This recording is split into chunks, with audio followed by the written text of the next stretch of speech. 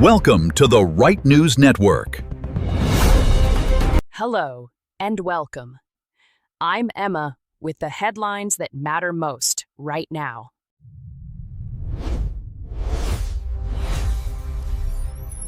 The Trump administration is launching a new military operation in one of the world's most critical waterways. Project Freedom aims to escort ships through the Strait of Hormuz starting Monday.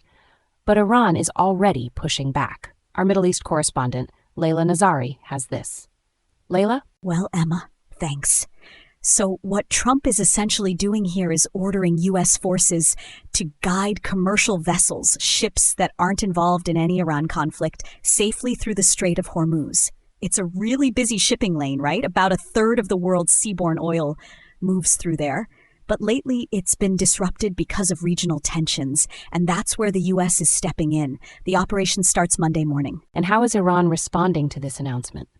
Look, Iran's response has been pretty strong.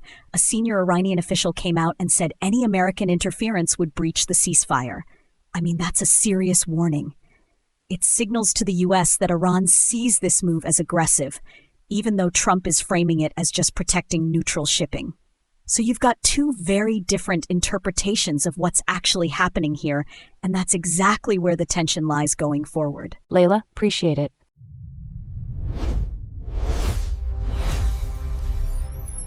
Continuing on the economy, crude oil markets are signaling real concern about Middle East stability, and that's hitting American wallets immediately at the pump.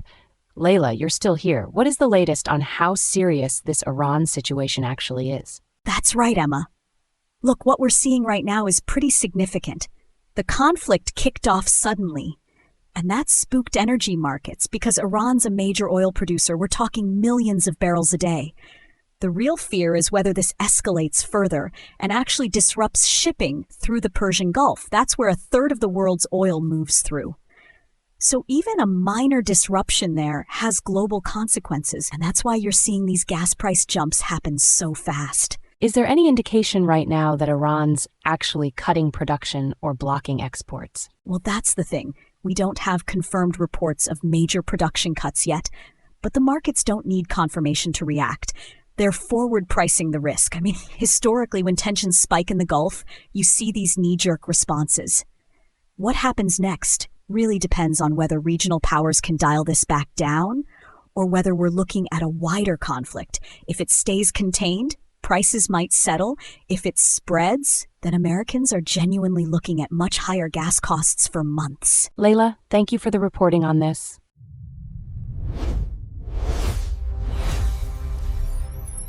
Also on the world front, Donald Trump's announcement of higher auto tariffs is creating real tension between Washington and Brussels. Our Washington correspondent Marcus Webb has the latest. Marcus? Well, Emma, Trump rolled out these tariff plans, and they're specifically targeting vehicles coming into the U.S. from Europe. What's interesting is the EU trade chief came right back and called it unacceptable. They're not playing around here. We're talking about an industry that employs hundreds of thousands of people across Germany, France, and other EU nations. So there's real economic muscle behind their pushback. Is there any sign the two sides are willing to negotiate before this gets worse? Look, early signals suggest Brussels is preparing countermeasures rather than immediately sitting down at the table. That said, both sides have incentives to avoid an all-out trade war.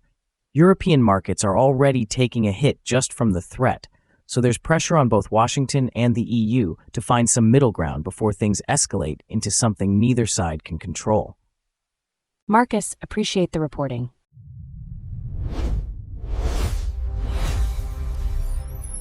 Still on world affairs, the standoff over Iran and U.S. peace talks is now affecting global markets and energy supplies.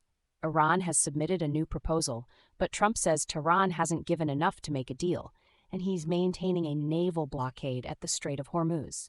Watch for whether either side backs down or if military tensions escalate further.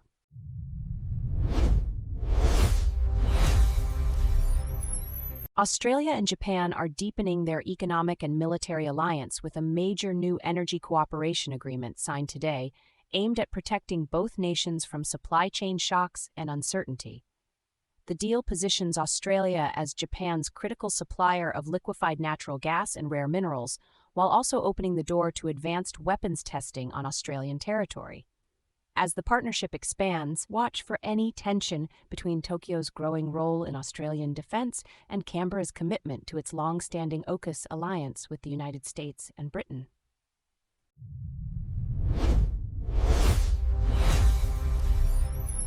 Oil prices are sliding this morning after President Trump announced a major initiative to secure one of the world's most critical shipping routes.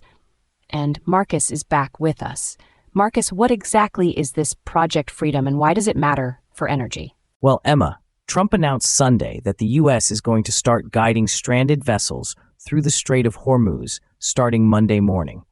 This is a really significant move because about a third of the world's seaborne oil passes through that choke point every single day.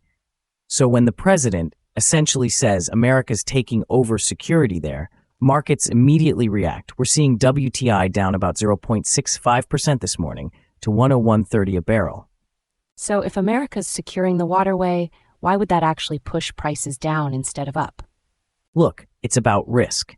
When traders worry about supply disruptions or tankers getting held up in the strait, they bid prices higher for that security premium. But if the U.S. Navy's saying we've got it covered, that premium just evaporates. Add in the fact that OPEC Plus just confirmed they're increasing output, and you've got a real double hit to prices. Honestly, this is a much stronger negotiating position than Trump had in his first term. Marcus, appreciate the context?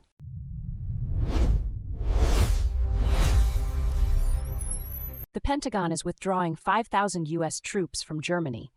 But President Trump says that's just the beginning. Trump indicated he plans to cut American military presence in Germany much further without offering details, raising serious concerns among European allies and members of Congress about NATO's ability to deter Russia. Watch for announcements on additional withdrawals from Spain and Italy in the coming days.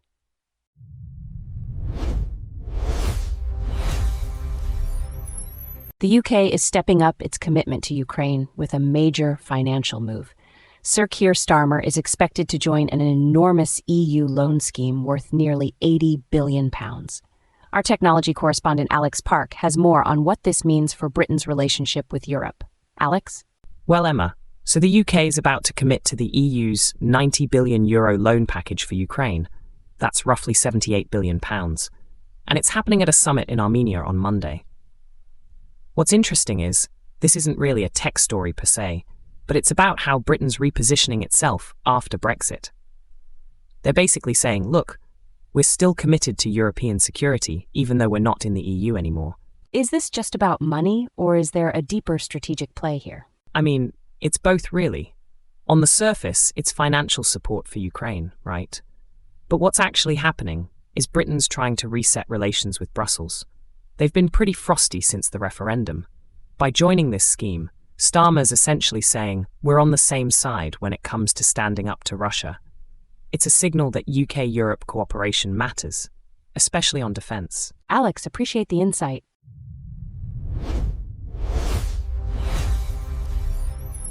The world's energy markets are under unprecedented pressure right now, caught between surging demand from extreme heat and geopolitical tensions that are threatening global oil supplies.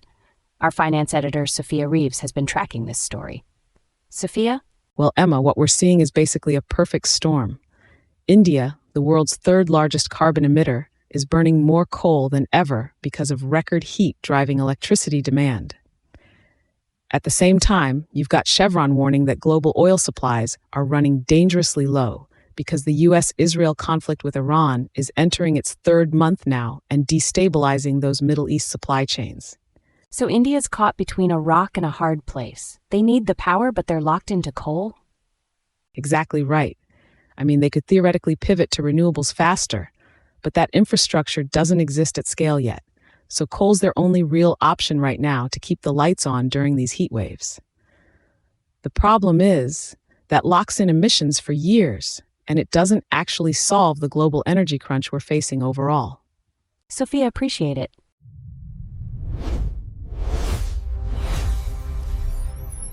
Closer to home, Australia is confronting a growing problem with anti-Semitism, and that's prompted a major government inquiry. Our Pacific correspondent Sarah Mitchell has more on the first public hearings. Sarah? Well, Emma, former High Court Judge Virginia Bell opened the Royal Commission in Sydney today, and they're hearing from people directly affected by anti-Semitic hate. That includes the daughter of someone killed in the Bondi terror attack, plus Jewish community leaders and others sharing their experiences. It's the first real public window into what's become a serious problem across the country. What specifically are they looking for in these hearings? Look, the Commission's basically trying to document the real scale of anti-Semitism in Australia right now. They're hearing about what's happening in workplaces, schools, online, everyday places where people are facing discrimination. The testimonies today focused a lot on how this rhetoric creates an atmosphere where Jewish Australians feel unsafe.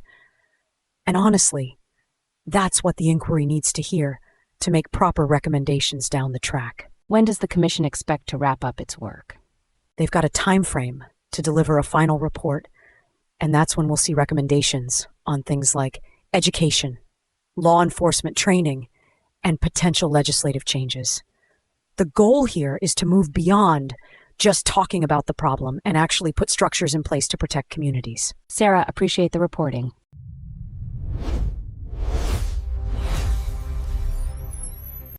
Time to go deeper. Beyond the headlines, our full analysis of the story shaping the world right now.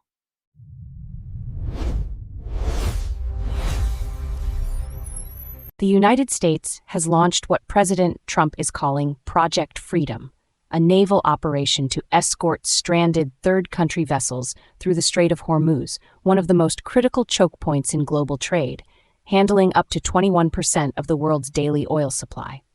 Iran has already pushed back hard, with a senior official warning that any American interference will be treated as a ceasefire violation. Meanwhile, the UK's Maritime Trade Operations has reported attacks on 2 ships, and oil markets are barely moving, which tells its own story. Joining me now are Marcus Webb, our defense and security analyst, and Sophia Reeves, our economics and markets editor. Marcus, let me start with you. Is Project Freedom a bold assertion of American strength, or is Trump walking into an Iranian trap? Thanks, Emma. Look, let's be absolutely clear about what's happening here. Iran has been running a state-sponsored maritime harassment campaign for years, attacking commercial vessels, seizing tankers, threatening the entire architecture of global trade through this strait. And the world has largely shrugged. What Trump has done with Project Freedom is reassert a principle that the United States demonstrated successfully back in 1987 with Operation Earnest Will. American naval presence in the Persian Gulf is not aggression, it is the precondition for stability. Reagan did it. It worked. Iran backed down when it faced credible force. The problem is that every time the West signals ambivalence, every time some European foreign minister starts talking about dialogue and de-escalation, Iran advances. Tehran has one calculus and one calculus only. What can I get away with? And the answer to that question is determined entirely by whether the Americans are serious. Trump's announcement suggests he is serious. The question I'd put to Sophia is whether the market's flat response reflects genuine skepticism about American commitment. Because if it does, that's a strategic problem, not just an economic one. But Marcus, devil's advocate here, Iran is calling this a ceasefire violation. Isn't there a real risk that escorting ships through the strait blows up whatever fragile diplomatic progress exists and drags the United States back into full-scale conflict? And Sophia, what's your take on this? Because those markets really aren't buying what Trump is selling. Well, look, Marcus is right that deterrence works in theory, but here's what I think he's glossing over. The markets are flat to slightly lower, not because traders think this will fail catastrophically. It's because they genuinely don't know whether the United States has the staying power to see this through.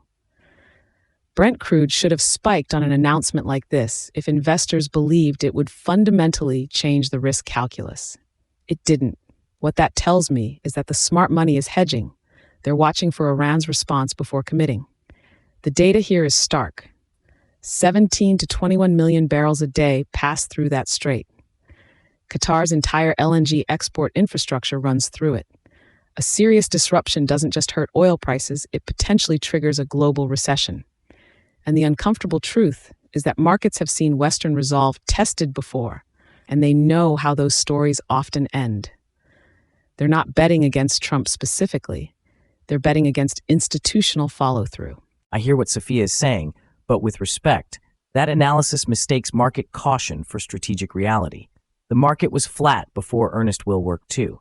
Look, I completely disagree with Sophia on the framing here. This isn't primarily an economic story, it's a deterrence story. And deterrence doesn't work gradually. It works or it doesn't. Iran has now explicitly said American naval escorts are a ceasefire violation. That's a test. Full stop. If the United States blinks, if a single Iranian provocation causes Washington to hesitate, to seek UN consultations, to issue a strongly worded statement, then Iran wins. Not just tactically, strategically.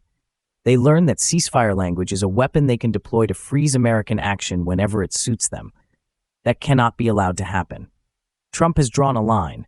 The only question that matters now is whether he holds it. Here's what I want to know, because we've had this conversation before about American commitments in the Middle East that started strong and faded fast. Where does this actually go over the next 6 months? Sophia, where do you see this playing out? The way I see this playing out, there are really 3 paths. Either deterrence works and Iran quietly stands down, which history says is possible, but requires absolute consistency from Washington. Or we get a slow-motion erosion. Iran keeps probing. The United States responds proportionately, but without decisiveness. International pressure builds, and the mission quietly loses political oxygen.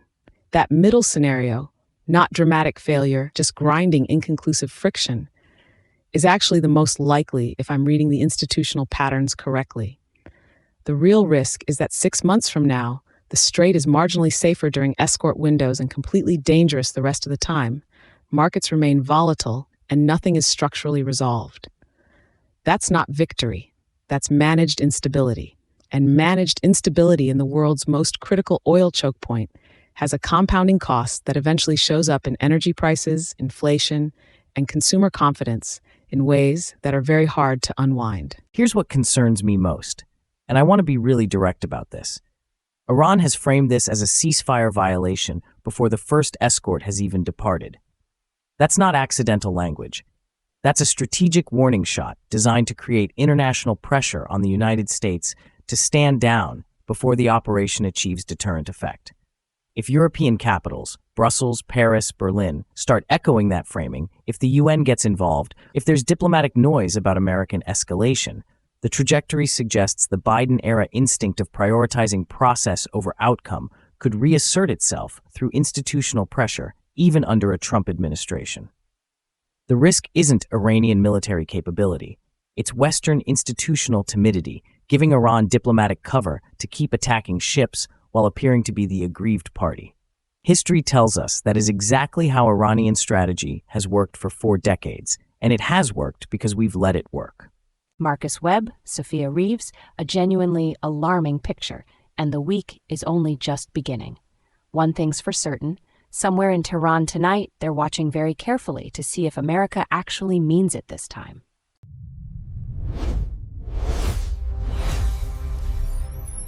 Three passengers dead, one fighting for their life in intensive care. A rare, rodent-borne virus confirmed aboard a cruise ship in the middle of the Atlantic Ocean, and the World Health Organization scrambling to coordinate a response while medical evacuations were reportedly delayed. This is a story about a deadly outbreak, yes, but it's also a story about whether our global health institutions are actually capable of responding when something genuinely unexpected happens at sea. Joining me now are Sophia Reeves, our economics and markets editor, and James Chen, our geopolitical analyst. Sophia, let me start with you. Is this a failure of the cruise industry, a failure of international health bureaucracy, or both? Thanks, Emma. Let's be direct about what we're looking at here. 3 people are dead from a pathogen with a case fatality rate of between 36 and 38% when it reaches the lungs. This is not a minor illness. This is a serious killer. And the fact that Fox News is reporting delays in medical evacuations while people were dying aboard a vessel in the Atlantic should be alarming to every single person who has ever booked a cruise holiday. Here's what I keep coming back to. The WHO has been reforming its emergency response protocols since the COVID debacle. We were told the lessons had been learned. We were told the systems were stronger. And yet, when a rare virus appears on a cruise ship, we get delayed evacuations and carefully worded situation reports. Douglas Murray is absolutely right when he argues that bureaucratic process has become a substitute for actual competence in our international institutions. The deeper problem is structural. Commercial cruise ships operate in international waters under flags of convenience, meaning the accountability architecture is deliberately fragmented. Nobody is clearly in charge, and when nobody is clearly in charge, people die in the gaps between jurisdictions. That is the hard truth here, and I don't think the industry or the WHO is going to volunteer it. But Sophia, isn't that a bit unfair? Getting critically ill patients off a ship in the middle of the Atlantic is genuinely difficult. There are real logistical constraints here that aren't simply about institutional failure. And James, what's your take on this? Well, look, Sophia is right about the jurisdictional fragmentation, but I think she's letting the cruise industry off too lightly by focusing on the WHO. Here's the data that matters. The cruise industry generates roughly $150 billion annually. These are not small operators working on thin margins. They are enormously profitable commercial enterprises that have every financial tool available to invest in onboard medical capability and rapid emergency response infrastructure. The question I want answered is how rodent contamination, or exposure to rodent material, became possible on a commercial vessel carrying paying passengers. That's a basic sanitation and inspection question, and it belongs at the feet of the cruise line first and the port health authorities second. The WHO coordinates responses. It doesn't inspect ships before they sail. That accountability chain runs directly to the company whose vessel this is. I hear what James is saying, but with respect, that misses the point entirely. Yes, the cruise line has questions to answer. Absolutely. But James is essentially arguing that if we just hold the company accountable after the fact, the system works. It doesn't work. 3 people are dead. The accountability mechanism failed before this happened. At the inspection stage, at the port health stage, at the International Maritime Health Protocol stage, you can find the cruise line. You can sue the cruise line. Those 3 people are still dead. What I'm saying is that the structural gap, the WHO coordinating but no single sovereign authority having clear jurisdiction and rapid response command over a vessel in international waters, that gap needs to be closed with something harder than bureaucratic coordination. It needs clear lines of command, short sentences, fast decisions. That's what saves lives at sea. Here's what I want to know, and I want both of you to think about the next 6 months, not just the immediate crisis. If this investigation finds that the contamination source reflects a systemic, industry-wide failure, are governments actually going to force reform on an industry this commercially powerful? James, where do you see this going? The way I see this playing out, there are really 3 possible trajectories. The most likely, unfortunately, is that this becomes a contained tragedy. 3 deaths, a WHO situation report, and industry reassurances that are accepted because the financial pressure to keep cruises sailing is simply too great for any single government to push back against. The more concerning scenario involves this being an Andes-type hantavirus capable of person-to-person transmission. And if that's confirmed, then every passenger who disembarked from that vessel and flew home to a different country becomes a potential dispersed exposure point that public health systems have very limited capacity to track. The risk there is not a pandemic.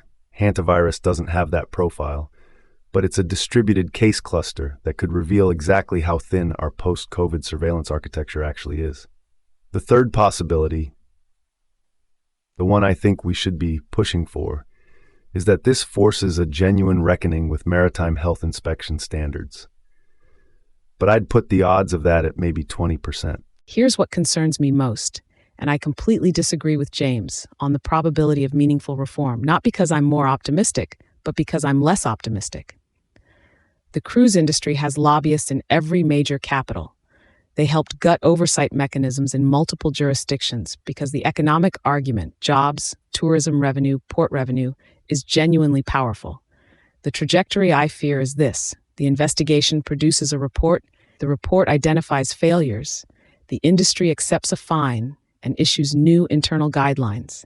And 18 months from now, we are in exactly the same position when something else goes wrong on another vessel. What history tells us is that rare pathogen events in novel settings always expose gaps that everyone knew existed and nobody was willing to close, because the political cost of confronting a powerful industry outweighed the statistical risk of a rare event. Until the calculus changes, until the reputational and financial cost of a failure like this exceeds the cost of genuine reform, the gaps stay open. Sobering analysis from both of you. Sophia Reeves, James Chen, thank you. 3 people lost their lives on what should have been a holiday of a lifetime, and right now the institutions charged with making sure it never happens again are issuing situation reports. One thing's certain, somebody in the cruise industry's executive suite is not sleeping well tonight, and frankly, they shouldn't be.